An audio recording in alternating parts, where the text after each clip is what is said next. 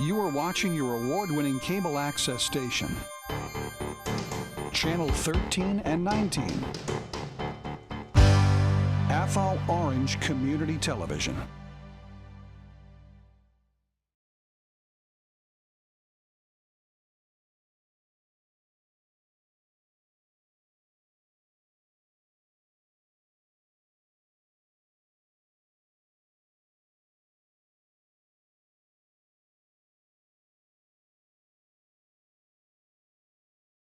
Good afternoon, everyone. We have quite the crowd here. Obviously, a topic of great interest to people who live and work in this community. I know we have a very large veteran population here that we're real proud of. A lot of activity around this particular topic. I want to welcome you all. I'm Diane O'Brien, and I'm the Executive Director here at Plum Valley Healthcare, and we're thrilled that you made it. I want to know who flipped winter off and spring on, because it was winter when I got in the car this morning, and somehow it changed over the noontime hour. It's actually kind of nice and refreshing. We have a really terrific guest speaker here today for y'all. I'm not going to take up a lot of your time, but I did want to welcome you here. I'm going to turn the program over right now to Michael Cacciadorian. He's the marketing director for the facility, and he's going to introduce our guest speaker, and so that you guys can get started and learn about benefits that are out there that may not be easily accessible, that a lot of you didn't know about before. But hopefully, we're going to learn more as the day goes on. So enjoy. Can you guys hear okay? All right. So I just wanted to take care of a couple housekeeping items. If you have a cell phone, we do ask you to silence it. And if you need the restrooms at all, you would exit the doors here, go down the hallway to the left, and they're right on the left. So if you need any assistance, grab one of us, we can take you down there. Also, dinner and refreshments will be served following the presentation. So just keep that in mind, and that'll be set up outside the room and over to the right. So, Carbon Valley's been here now for over, well, close to 60 years. And we're very proud of that. And we've been serving this community nonstop for 60 years. We're privately owned and operated, and it allows us to do things like we're doing today. And part of our mission is to provide to the community good information, teach you how to access this information so that you have knowledge of what's available to you. That's part of what we do. We go out into the community, we try to serve seniors in a way that others may not be doing. We provide blood pressure clinics, we give away pies to the needy during Thanksgiving, and we provide educational seminars like this one today so that our community will benefit from it. So we also pride ourselves on reaching out to the community and being a good community partner. And so for today's program, I'd like to introduce Paula Smith. She's an attorney from Worcester with over 20 years experience in the practicing elder law.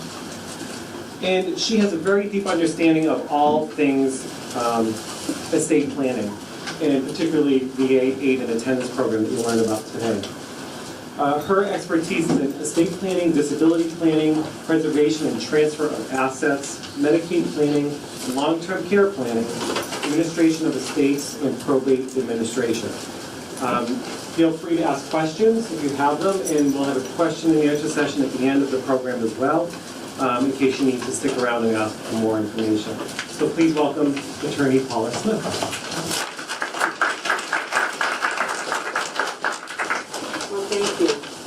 Turnout. It was a nice ride out here. No one was on the road except for me. So I don't know how to do when I go home. It was a comfortable ride from Worcester. Oh. So as Michael said, I've been an elder law attorney.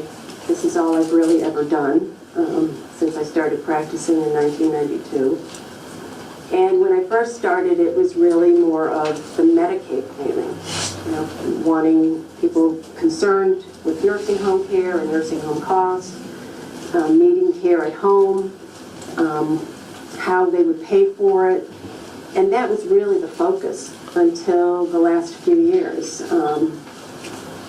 when with more and more assisted living facilities, there was this benefit that everyone started to know of, which is the aid and attendance benefit.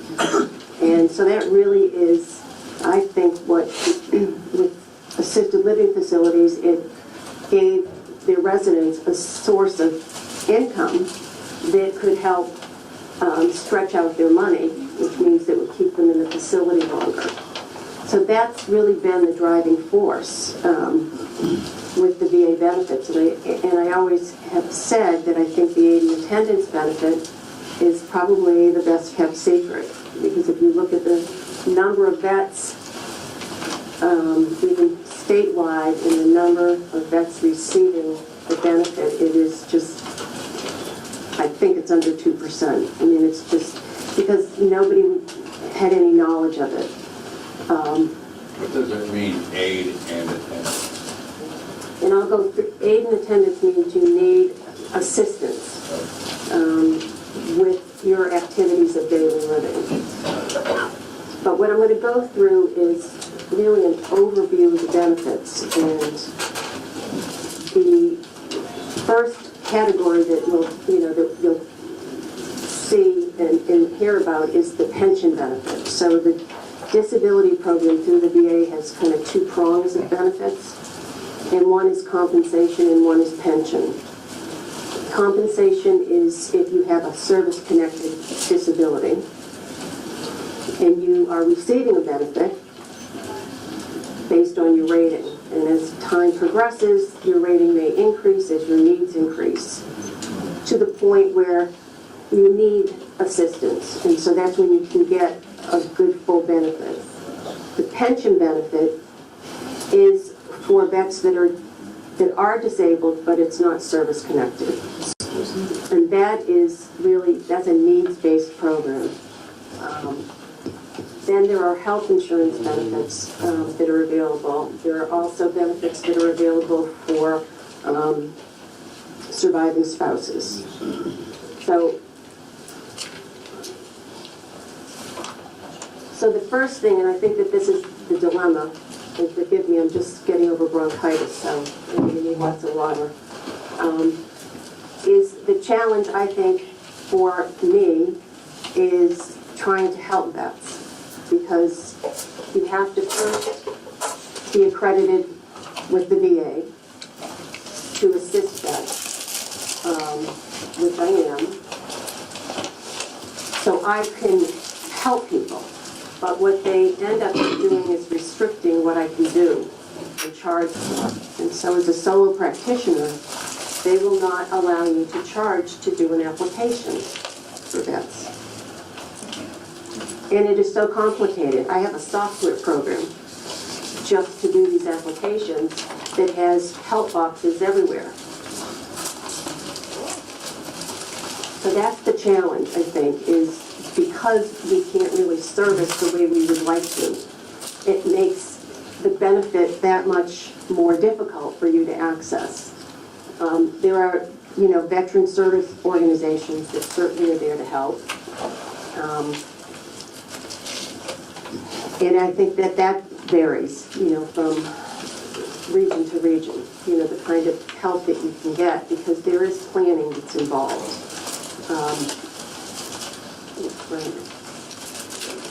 So as I said, only a VA-accredited attorney or an agent can charge a fee, and it's only when there's an adverse decision. So you've already applied and you've been denied, and then that's where an agent can step in. Assisted living facilities, home care agencies, nursing homes, they are prohibited from charging or paying anyone for assistance. A family member can help, but just once. And then again, the veteran service organizations cannot charge a fee. So that in and of itself, to me, is the obstacle for reaching people. And if you could come and say, can you help me do this application, and I could charge, because otherwise I wouldn't have to go out of business, it would be a much better service for whatever reason. And I think I looked back to see, I think it comes from a Supreme Court decision that says it's not an adversarial situation, and so you shouldn't have any need for an attorney. That's obviously not the case. It's just a complicated application to do. So there are types of benefits. One, as I said, is the pension benefit, which is needs-based. You have to have limited income and assets, and I'll go through that. Then there's the service-connected compensation and the DIC benefits, which are dependent on what happened to the vet during service. So it's service-connected. So you have a disability that's service-connected, and then what you're dealing with today has a connection to that. And so there are many things that you may have, you were discharged with a disability, and other illnesses have developed as a result of that. So it's service-connected. And typically people are receiving a benefit, and it can be, a limited benefit because it's all based on your rating. And as time goes on again and the illnesses develop, that rating can increase to the point where you can get that maximum benefit to assist you at home or in an assisted living facility. The DIC benefit, that's for dependents. So there's a benefit for surviving spouses and children. And the health benefits are for veterans who are rated 100% permanent and totally disabled, or veterans who died service-related and were rated 100% at that time. But again, the two that I think are what has come, as part of what I do is the pension and the compensation. And in the last few years, it's been the pension benefit because it's a benefit out there for those that aren't service-connected, but they are now disabled, and they have no idea. They have no idea that this even existed. The compensation benefit, that's going to be with just, the Vietnam vets aging and all of their challenges. That's going to probably be where the emphasis will be as time goes on. So for pension, eligibility, you have to be 65 years or older or 100% disabled to file for this pension. And there's no restriction, though, for the surviving spouse. The veteran has to have served at least 90 days of active duty with 1 day during a wartime period. You have to have an acceptable discharge, so basically anything other than dishonorable. With pension, you have to have limited income and limited assets because it is a needs-based benefit because it's not service-connected. There's no income or asset test for service-connected. It's just you have a service-connected disability, and as time goes on, your rating increases. So what the VA will do is they look at the life expectancy. They don't count your primary residence, cars, or personal belongings. But what they're looking to see is do you have sufficient means to pay yourself for the care that you need? And so that's where they start with the income, and they take a look at that, and then they look at the assets, and then they look and say, okay, well, this is your life expectancy. Will you be able to pay for this based on your income and your assets over what we say your life expectancy is? So the first step is to start with your gross income. And so that's your Social Security benefit gross, so before the deduction for Part B. It's gross pension. It can include other types of income, so interest and IRA distributions. But they're looking at what your gross income is. And they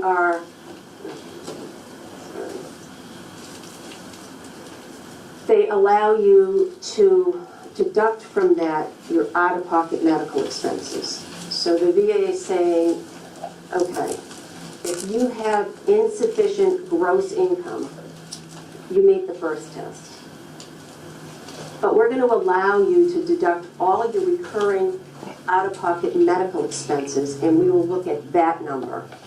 So here's your gross. You're paying Medicare Part B, you're paying for private health insurance, you're paying for home care, you're paying for assisted living. And that's really what has made the change, is the home care cost and the assisted living. If you take anyone's income and you deduct from it the cost of assisted living or home care, there's no income left. So that's what the VA is doing with the income piece. For the surviving spouse, there are certain requirements of being married to the vet for at least 1 year, having a child, if married less than 1 year. Typically, the individual has been married to the veteran at the time of the veteran's death and has not remarried. And then you have to typically be living with the veteran at the time of the veteran's death, unless separation was the fault of the veteran. So that, I think the important piece is getting to these pension amounts. So again, this is needs-based. So they want to know what you have in income. They want to know what you have in assets. And if you meet the requirements so that all your gross income is eaten up, really, with out-of-pocket medical expenses, then for a single vet, and I'll just do the monthly, it's $17.88 a month benefit, which is what people need to pay for the home care and the assisted living. If it's a married vet or a vet with a dependent, then that benefit, monthly benefit, is $21.20. If it's a surviving spouse with no dependents, then it's $11.49. And for vets, a vet married to a vet, it's $28.37. So that's what they call the maximum annual pension rate. So that's the maximum that you can get. So again, they look and say, tell me your gross income and tell me all your out-of-pocket medical expenses. And if it equals zero, you zero out, then you are entitled to this maximum benefit. You may get less than that just because you do have some net income. But typically what I see is assisted living costs really are so high that people qualify for the full amount. So a good way to think of this is someone did this, a mixing bowl. So you're baking and they say throw all your gross income in one bowl and all your medical expenses in the other. And so if the amount is greater than the monthly maximum pension, then you don't get anything. So if your gross income, you take, say, $2,000 in gross income, and your out-of-pocket medical are low, then you're not going to get the benefit, the full benefit. But if it's, again, zeroes out, which is what I see by the time people are paying for these out-of-pocket medical, that's what gives you the full benefit. And that really has been the driving force for these benefits, is the assisted living really is what brought it to light, because it helps people stay there longer.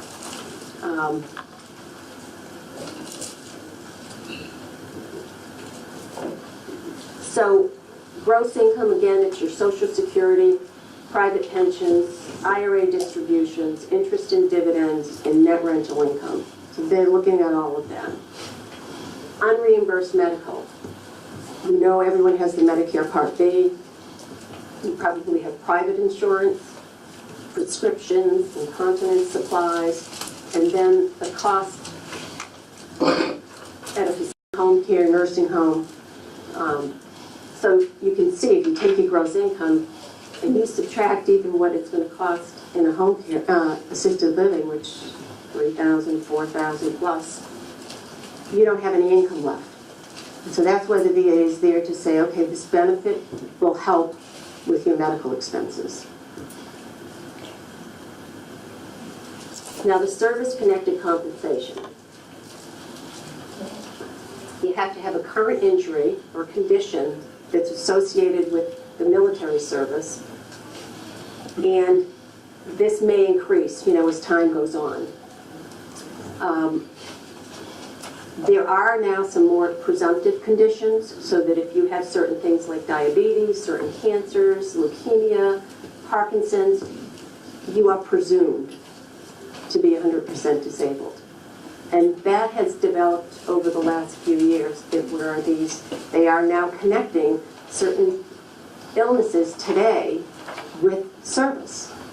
And, diabetes, who would have made that connection?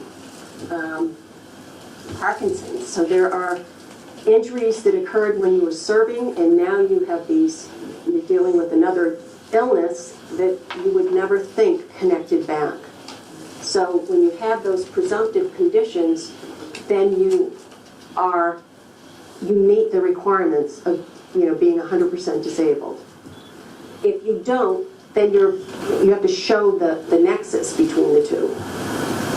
Okay, my husband has got the diabetes too and cancer, but they only put him at 50%. Well, and You say 100 and they say we're at 50. Well, I think as the illness, as his needs increase, so doesn't the rating that will get him to the maximum benefit. Because he's totally disabled. Yeah, and I think it's something that you have to revisit. You have to, and there's a section, slide in here about what you need to look for as a caregiver. Because again, some start with a 10% rating, but as the years go on and these illnesses occur, then the rating increases. And so you have to, do it, you're questioning it, and why isn't it more? So here, what you're looking for is a change in your medical condition, because there could be, more money there. His benefits could increase. There may be other supplies that are needed. There may be health benefits. But I think it is really for you to see that this is 50% and he has diabetes, and what are his needs now? And he really is at a point where he needs aid in attendance, if that's what it is. You need assistance with your activities of daily living, so you're bathing and you're dressing and you're toileting and all of that. And, thank you. And sometimes it's just even, a lot of it is with the memory issues, the Alzheimer's, that you need to be in a safe environment. So I will say that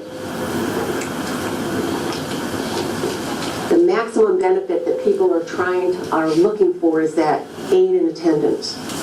And it's not really, it's what we termed, because you start with the base, the VA pension, you're getting some kind of disability benefit because it's service connected, or you haven't gotten anything, but now you're disabled. And you're disabled to the point where you need help. You're either homebound or you need assistance. That's what people want to know about. Then the dependency indemnity compensation is for surviving spouses. The veteran must have died while on active duty or from a service-connected condition, was rated 100% disabled for a service-connected condition for at least 10 years prior to death. Veteran was a POW and rated 100% for 1 year prior to death. Was rated 100% since release from active duty and for a period of 5 years prior to death. So there's different situations where the surviving spouse may be able to get this benefit based on the vet's record.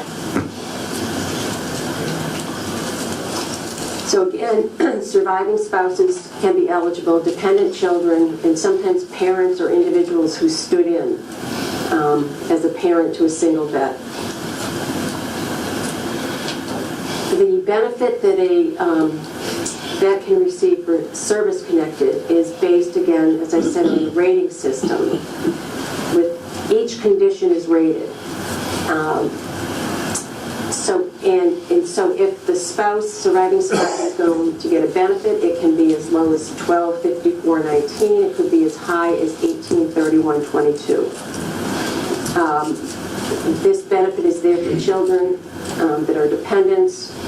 Again, that's kind of not the situation that I'm seeing.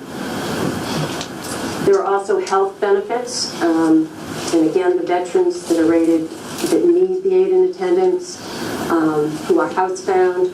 There's the CHAMPA benefit for spouses or dependent children of living veterans who are 100% permanently and totally disabled, and for surviving spouses and dependent children of vets who died 100% permanently and totally disabled. And then there's TRICARE for Life, which for retired vets and their dependent spouses and children. And then surviving spouses and dependents of retired vets. So the most frequently asked questions is, do you have to be in an assisted living facility before you apply? And the answer is yes. And the reason is that when you're applying, you fill out this application, but it's all medical. It's medically based.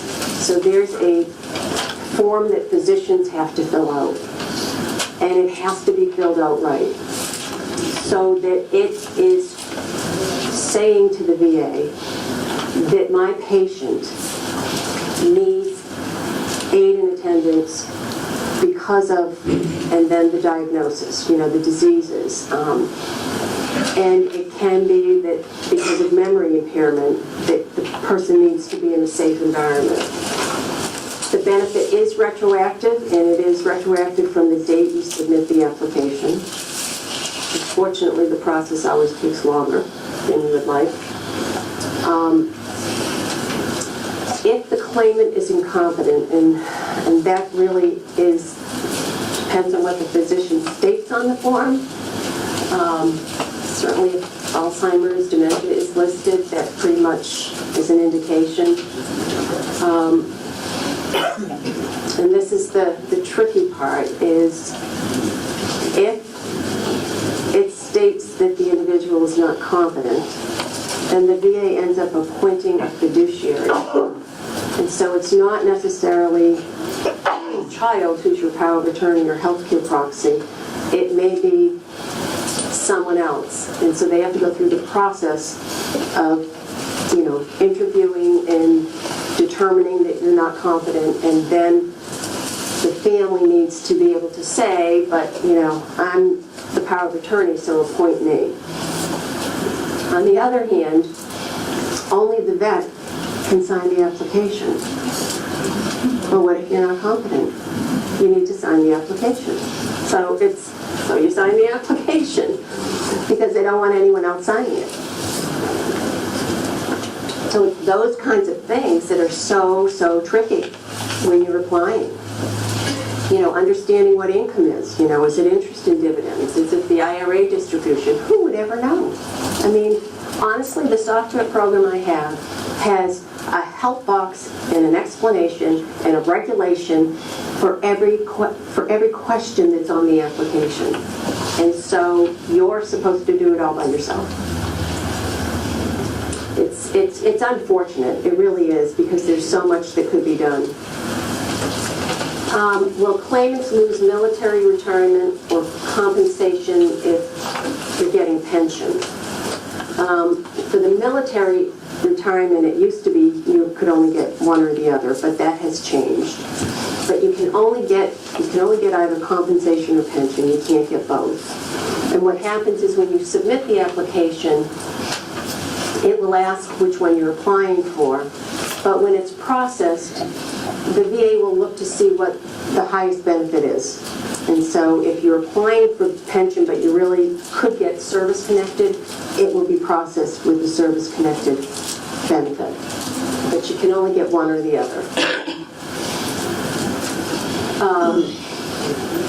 I don't know if there probably are lots of questions.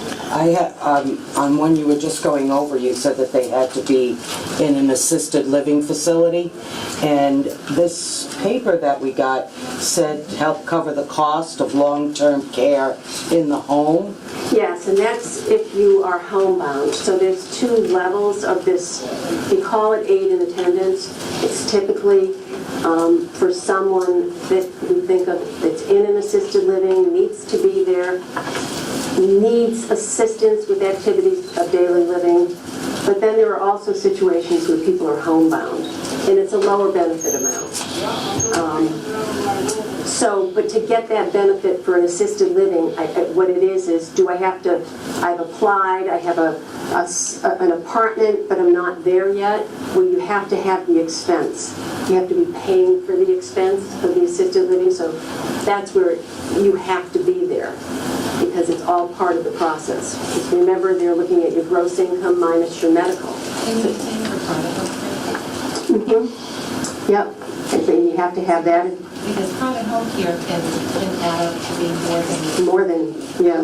So if you have a spouse at home and you're paying for 5 days of daycare and daycare, Yeah. and then you're paying for part of 3 days of nursing assistance in the morning and then again at night, Yep. or weekends or the overnight, all of those are medical expenses. Those are all that medical. you could deduct from your income. Correct, yeah. And there are 2 separate forms. So there's a form that is filled out by the assisted living facility that says you're a resident there. And then there's a form for the home care piece and the agency that's coming in. So you have to be paying these. But yes, it can be for the home care as well. Another scenario, you have a disabled spouse in a skilled nursing facility with, spouse that's still living in the community. Obviously, in a skilled nursing facility, if you have any form of Mass Health is going to require, based on means testing, Right. that you have a patient paid amount. Can the spouse in the community apply for a benefit and use that patient paid amount as part of their medical expense? Well, it's always the vet that's the applicant. Okay. So, but what they would take into account is that patient paid amount plus medical expenses of the spouse. So there are some cases when that may work.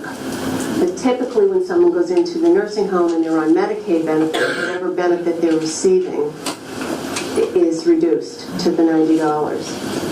Okay, like my husband's been in the nursing home for 2 years, and you can't come home unless it's by ambulance or stretchers, because the doors aren't wide enough for his wheelchairs to go through, his wheelchair to go through.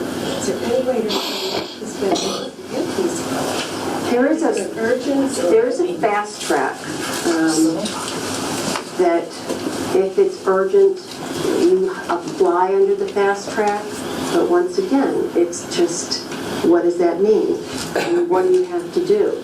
But there is a fast track, but you have to have submitted absolutely everything. Yeah, I've done that. Because if you don't, then it gets thrown out on the fast track and then goes through the long process. They say it takes up to a year to get it. Yeah, so it's that fast track that, and you've already tried? I don't know, I'd have to ask the person how it goes. Yeah, If she did the fast track. yeah.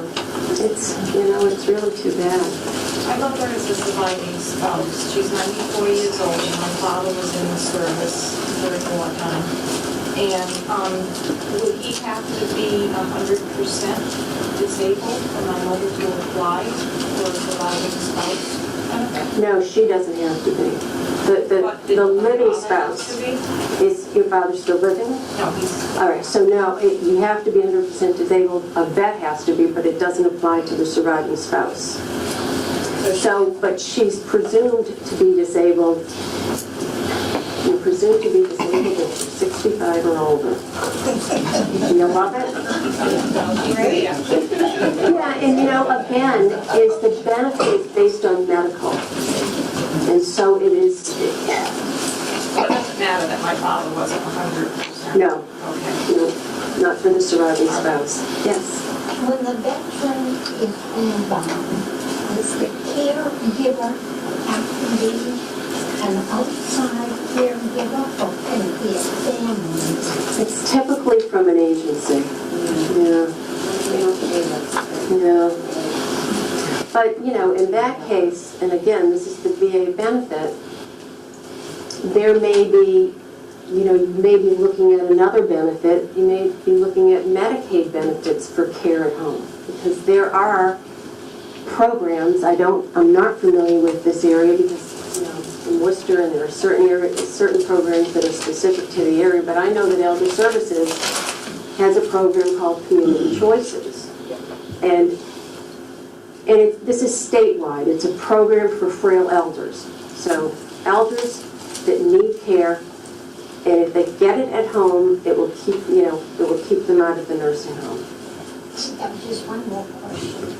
Now that it has been revealed that there has been mistreatment at the VA centers and clinics, is there any basis to go back and retroactively apply if you feel if the veteran is not treated properly? That I don't know.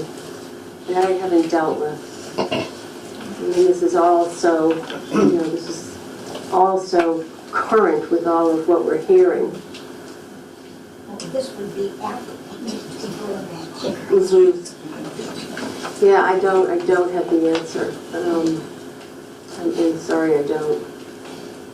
If someone applies and let's say they get a reduced benefit and their circumstances change, can they reapply to get that adjusted?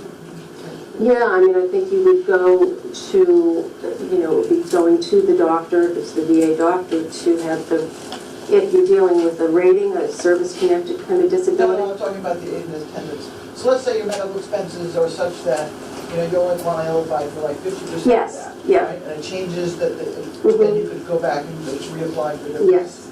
On the review that you would submit to show what your income and your medical expenses are, that you would do based on, okay, this is what they were this year when I was receiving the benefits, and now that's changed going forward, so yes. Yes. My father was a World War II veteran. He was in the Merchant Marines. Mhm. His record, the record office burned down, so they don't have copies of his records. And he was denied any veterans benefits at all. He has certificate and everything else that he went through it and he did his service. Mhm. What do you do in a case like that? That I'd have to look, I'd look on the website to see, you know, what would happen. I mean, typically people have, you know, their discharge papers, but if you've lost them, then you can request them, but you're saying, The place that has the records, and it was, I don't remember what the years were if you were in the service, but they don't have the records for. mhm, But that was one of the reasons why they denied him, was because he had no record of him being. But like I said, he has a certificate, he has all the other stuff that says he did serve. yeah. Again, there has to be a way, it's just a matter of finding out Right. the way it is. If you can kind of write, there's like this gentleman that who wants to get his dog tags in his duffel bag, and I guess there's a way you can try to locate them. If you wrote down these kinds of things that I just don't have the answer to, then I could reach out to some of my colleagues that do the VA piece, you know, because it's federal, so they're, I mean, this one, and I went to a few conferences through the years, and I met this wonderful woman from Atlanta that, she's a nurse, and she really is like an encyclopedia for veterans benefits. She's the one who has done the software that I have. So these are the kind of questions, if you can write them down, I can ask her and get an answer. If you want to see me after, you can contact information, and I'll get it to the caller. Okay. Do you have I have a question regarding the vet must sign the Oh, wait. application. Let me just get him and then I'll take you. What was that? I have a question on, you said the veteran must sign the application. What if he's mentally incompetent, it can't sign it? But you must sign it. Make an export. That's what I'm saying. Because you said said the power of attorney can't, the veteran has to. What if he can't? Because of the, and this is this, you know, we're talking about a government system, okay? Don't understand, why put it? It's unfortunate, but if you're not competent, then they're gonna appoint a fiduciary, and they don't honor the power of attorney. Social Security is the same way. Power of attorney is legal. Hold his That's hand why and you make it assign happen. him. He is legal to take care of all your work. And it's very frustrating, but it is a legal document. But it doesn't mean, I always say the power of attorney is as good as, right, so we can use powers of attorney at financial institutions, and they'll say, it's too old. Well, there's nothing in the law that says What if that it's a durable power of attorney? Same thing, it's the VA does not honor the power of attorney. They will appoint their own fiduciary, but nobody else can sign the application, so That's wrong. it is. Doesn't make sense, but, ooh. Another way Uncle Sam can screw you. Well, you're lucky. These benefits are there. I think it's important to know about them because they're really there. They're there, and if we take the aid and attendance out of it, there's really this service-connected disability benefit, which you know, related to your service. And then there's this pension benefit. And the pension benefit is just this base pension amount that's low. And it's part of the, it's based on, income needs, so low income, low assets. Most vets don't qualify for that because it's really, really low.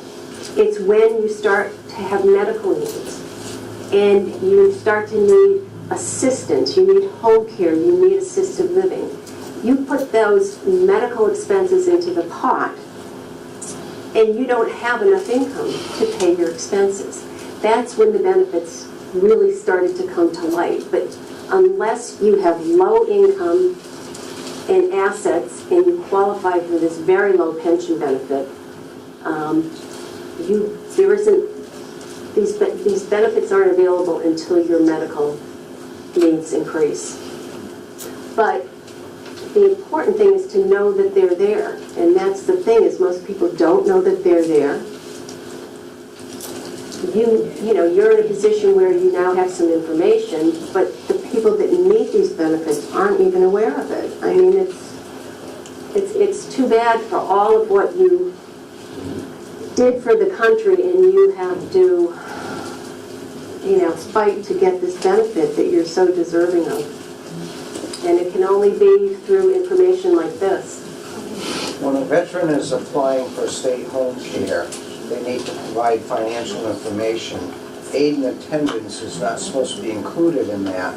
But a lot of the times we find a situation where the veteran isn't aware if it's aid and attendance or not. Right. Is there any easy way to determine what that benefit they're getting is called? Well, back in 2010, I did a program at Suffolk on veterans benefits. And I've been doing Medicaid planning for over 20 years. And when I was part of this program at Suffolk, it was literally like starting all over when I started Medicaid benefits, because no one knows about this. So as my family said, please don't do this again, because it was like I was back in law school, because I had to teach myself. And in digging and digging and digging, I found a section in the VA manual, which I have to say nobody else throughout the United States had found, that says the aid and attendance benefit is, again, part of it is that base pension, and part of it is the aid and attendance, right? So under the Medicaid rules, and you're talking about the state housing, the aid and attendance portion should not count as income. So what portion is it? It's that maximum, you take that base pension, it's the difference between the base and the maximum benefit. That's the aid and attendance portion. Now the argument, though, that is in the manual is that if you would otherwise not qualify for the base pension, which most vets don't, then all of it is aid in attendance, because it's all of what you need for medical expenses. Well, how do you do it? You have to get a letter from the VA that says it's all aid in attendance. And so now then you have to submit it to the agency, you have to submit it to Medicaid, and you have to argue that none of it should be counted as income. It should all be considered reimbursement for the medical expense. So it's a challenge. But it is, to start with, it's the difference between the base and that benefit, that aid in attendance, that's added to it. Does that make sense? Well, you know what, if you take like for the $1,700 maximum pension benefit for aid in attendance, if 900 of it is that base pension, that low-income base pension, they're adding on that additional $800. That's the aid in attendance portion. But our argument is that the entire $1,700 is aid in attendance because you didn't qualify for the base pension. So we know the base pension is income, but you didn't qualify for it. You only qualified for this benefit because of your high medical expenses. So it should all be exempt, but it is challenging. And the only thing you can do is show them the section of the VA manual that says that. But how would you know that? You know, I mean, it's like... So who would be the closest VA people to these people to go to? Again, I'm not in this area, so I guess I need help. I know there's one in Gardner that helps me with Mm-hmm. and she's good. There's one in the There's one in Gardner now, 2 people. And I think that that's where you start. I can't speak for all, you know, I don't like to generalize. But you have to be careful the kind of information you're getting, because you don't know if you're getting all the information when you go to these veteran service organizations. There is, the VA has no, if you're familiar with the 5-year look back for Medicaid, there's no look back for the VA, but there have been proposed regulations to impose a 3-year look back. It has not passed yet. It's supposed to pass in 2015, and it's, so, but right now, no. Thank you. So you were... Yes, my question is, if you are a homeowner and your husband is a veteran and he needs assistance, and if he's going to a nursing home or assisted living or whatever, if you own a home, then you have an asset, so therefore he's not eligible for any help. Is that what you're saying? Well, the home doesn't count. Oh, it doesn't? But remember, he's now in the facility. Okay. And unless you're paying privately, he wouldn't get the benefit, because if he's on Medicaid, then the VA benefit, if you're receiving one, is reduced to $90.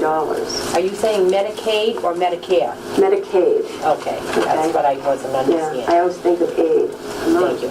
Let me just tell you with trusts. We've done estate planning with trust, and typically it's people want to try to protect the homes. We've done these trusts for 20 plus years, and now this is Medicaid. And Medicaid is now really challenging a lot of these trusts. So they were done, it's an irrevocable trust, it was done and it worked under the laws, but now they're saying it doesn't. So those are the Medicaid rules, and whether or not you can qualify if that house is in a trust. The VA has different rules, but you're talking about people that are primarily in either assisted living or at home. And the house doesn't count. So typically, if it's transferred, it depends on the language that's in the trust.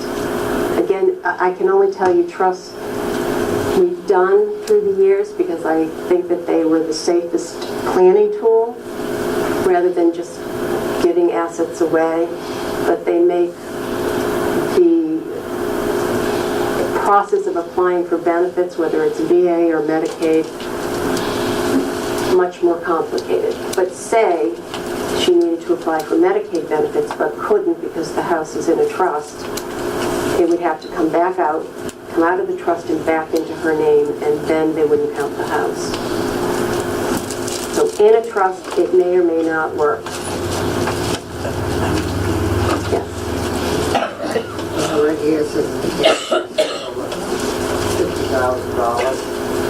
These stocks and bonds, personal belongings. Personal belongings don't count, but certainly Stocks and bonds, personal belongings. stocks and bonds count. For assets you're talking about? Yeah. So if you have it over 50, you have to have over stocks and bonds over $50,000, then you're not eligible, right? Well, you know what, the asset test through the years, it was, for many years, it was just assets are less than 50,000, you would qualify. And then it increased to 80,000. There's nothing really in the VA laws that have those numbers, but that's what it was.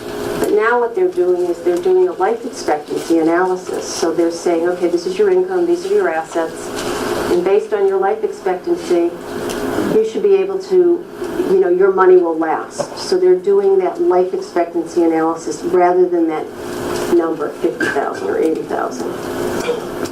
But that's, when people have excess assets, that's when we have done the planning so they can get this benefit. I mean, the benefit that you're entitled to helps to stretch your money. So you need your money so that you can stay in the community and pay for your care. What is like? Again, I have a software program where I plug in numbers to see how much you can keep in assets. Yes? The money part where you qualify as your income, people have worked all their life, like 30 years in spirits, and one passes and the other, they're doing the income. Just Social Security, we can't qualify when you add your like $300 pension on. So a lot of people in that catch-22, yeah. the extra $300 you get a month, they're losing thousands of benefits. Right, but for the VA benefit, you have to remember that they let you deduct your out-of-pocket medical expenses. Yeah, but a lot of it's covered by insurance. Right, but what happens is when people need this aid in attendance, remember your medical needs are at the point where you need help. And so it's either home care or assisted living. And now your income, assisted living is $4,000, $5,000. If you have $2,500 in income, you qualify. So the aid in attendance really is when you start to you have medical needs.